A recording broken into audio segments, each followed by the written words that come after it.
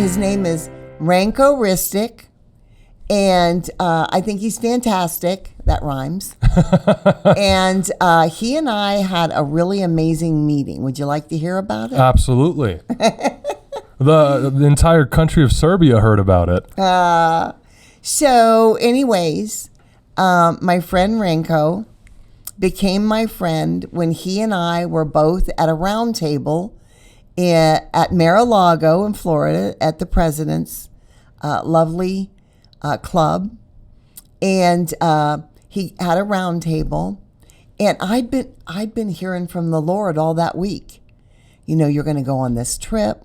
You're going to have an opportunity now again to talk to the president, even if it's only a few words, because everybody wants a piece of him, right? Mm-hmm. And so, you know, I was like, I just want an opportunity, Lord, because I know you want me. You've got something you want me to share with him.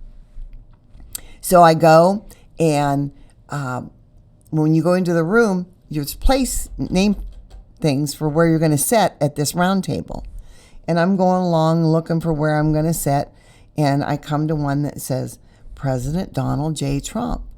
And then I look, and the next one was me. Oh. Now, this is twice this has happened to me. Mm-hmm. Out of all the thousands of people that go in and out of these things, twice I was set down next to him. And I went, of course, I was like, okay, God, I hear you. It is the opportunity. You told me it was coming. Uh-huh. So I was majorly excited. I sit down in my seat. We wait, you know, it took quite a while, and there was a lot of other things that happened before that. I went and got my picture taken with him, and went back and sat down in my seat, and everybody comes in, and here comes President Trump, because now they're telling us they're way late, behind on everything and stuff. President Trump walks over, and before he's sitting down even, he's like, hi, everyone. You know, he said, man, I hate to do this to you, but we're going to really have to. They've given me 30 minutes for this whole thing. Well, I've been to round tables, the one that I sat next to him before, where each person got to answer a question. Mm-hmm. This was not going to happen this night. Right. And furthermore, because of the time lapse, he said, I'm just going to share a few words with you and then ask people if they have any questions. And then we're going to zoom over to the big room in the ballroom where everybody else is waiting and eating and stuff. And I'll explain everything with them and you rather than repeating it. And that made sense, right? Time restrictions and everything the way they were. And I sat there and I thought, I don't have a question for him. That isn't what I wanted to say. And I thought, okay, God, if this is it, I'm fine with that. Whatever you say goes. If you say this wasn't the time after all, just because you're sitting next to him, you're not going to have the opportunity, that's good. So there was a couple of people that asked questions, and one of them was Ranko. Mm. And he actually told a little bit of his story about being caught up in a war in his own country and at what it felt like for his whole world to shatter and to lose everything, his home, some of his family members, everything. It was horrible. But he only gave us a snippet.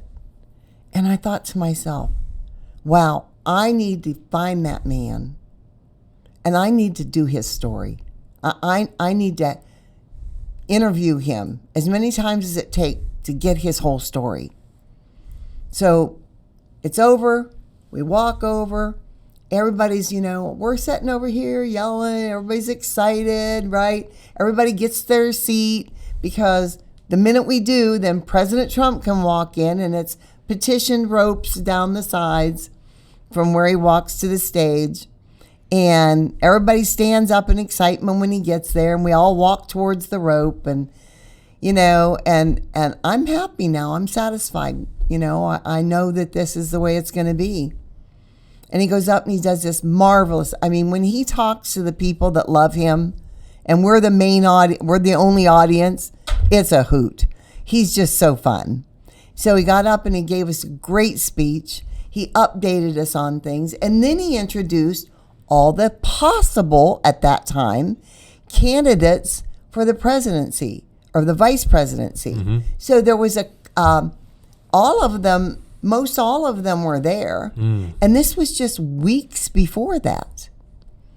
And he invited them all up on stage. He even invited up some of the governors and senators and congressmen that were running for office in their own states. There must have been maybe 20 people on the stage behind him lined up.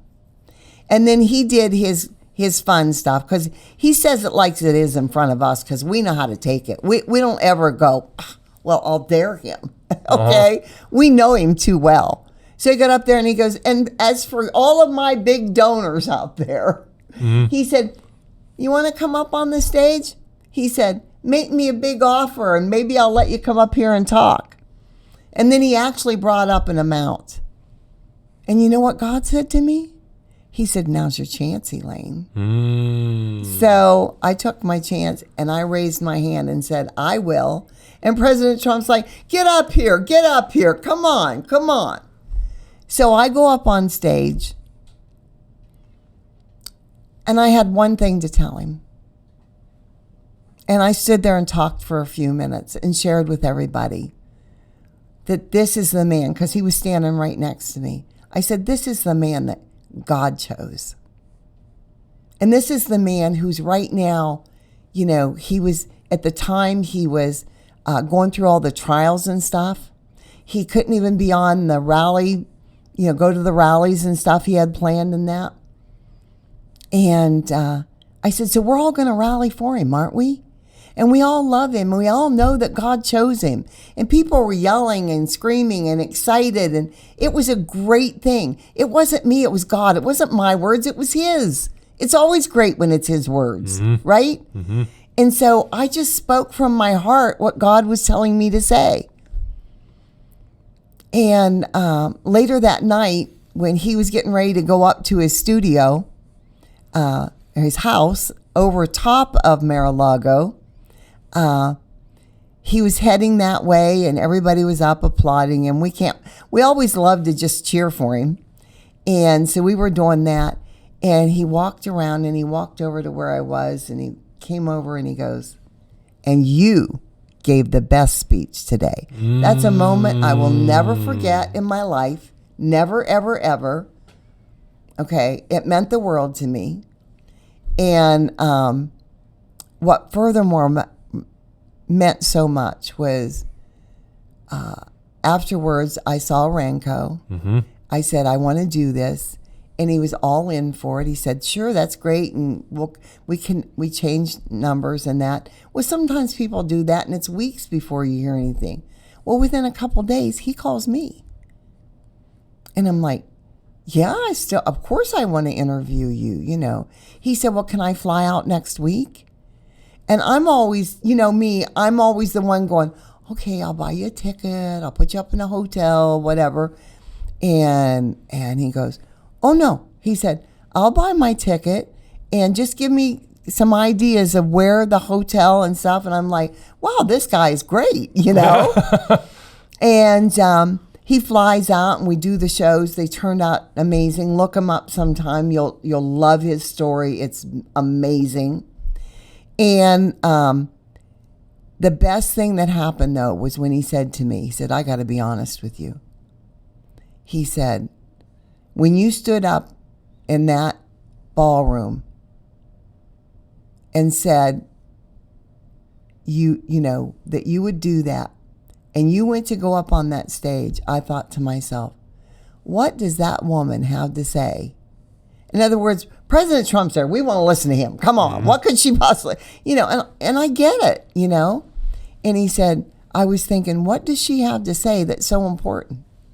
And he said, and then all you did was talk about God and how he's the one that's going to make the final decision on who's in office, that it's up to him and only him. And that's why we must pray.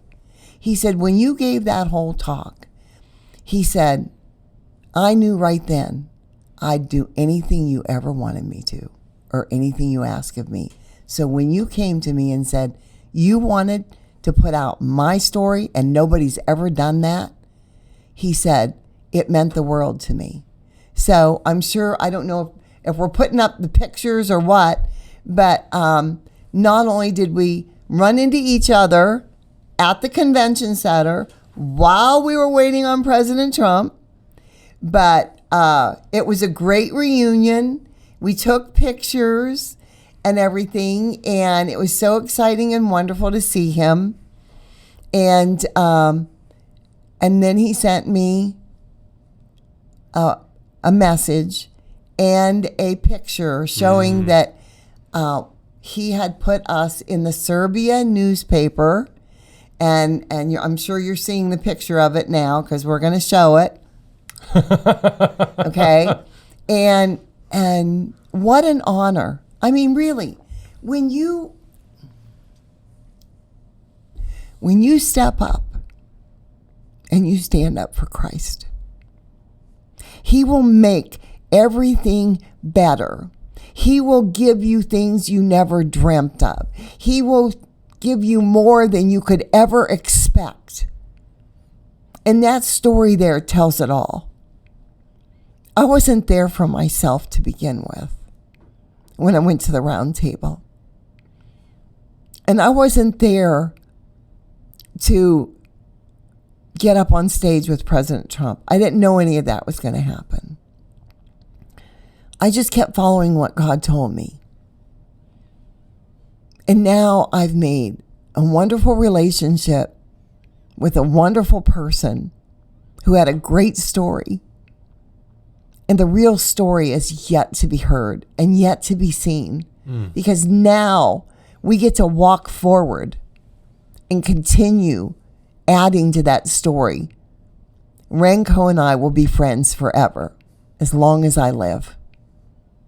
But what an honor it was to see that he put us in the Serbia newspaper about the election. That's it. Incredible. It was incredible. And it is incredible. But like I said, we get to walk forward now. We keep adding to it. The more you honor God, the more you listen to Him, the more you do, the more He's going to honor you. That's right. This story is so powerful. I mean, God bless you, first off. He does every day. Oh, yes, He does. Every minute. Oh, yes. And I mean, it's wonderful. I love to see a God-fearing Christian woman that has such wonderful morals and integrity and has such a powerful voice that stands up for what you believe in, actually getting out there and being given this platform. And I think it's beautiful to see. You know, we look at this world, it's so much like Aldous Huxley's Brave New World. He would say in his book that there would be so many lies in the public one day that people wouldn't find the truth and they wouldn't bother to look for it. So there'd be no point for censorship. Mm-hmm. And it's beautiful that the actual truth is getting out there into these bigger platforms. Oh, I love it. And it's only just starting. It is. Yes. It is. I mean, we are on a march to love everybody. And honestly, I think that this has to be said too. That everyone, God loves everyone, no matter who they are. Mm-hmm. He really wants all of us to end up in heaven. Mm-hmm. That is what He wants. And He's such an amazing God that if you will allow Him, are you listening to me? If you will allow Him, He will help you find the way to heaven. But before you go, He's going to help you find a way to have many people that love you around you and stuff just by giving you a purpose. And most of you know what it is. So just keep doing it. Love everyone.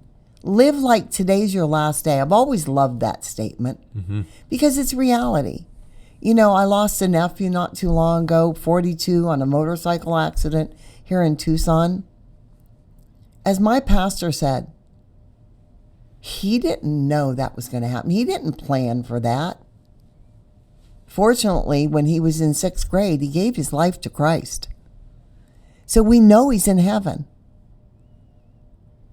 These are things that you got to stop and think about. You don't know if today is your last day. You don't know if somebody's going to come in and shoot you.